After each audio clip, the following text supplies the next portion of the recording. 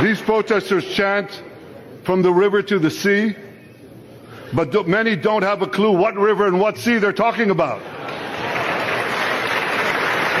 They not only get an F in geography, they get an F in history.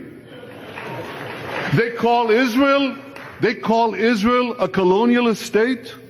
Don't they know that the land of Israel is where Abraham, Isaac, and Jacob prayed, where Isaiah and Jeremiah preached, and where David and Solomon ruled?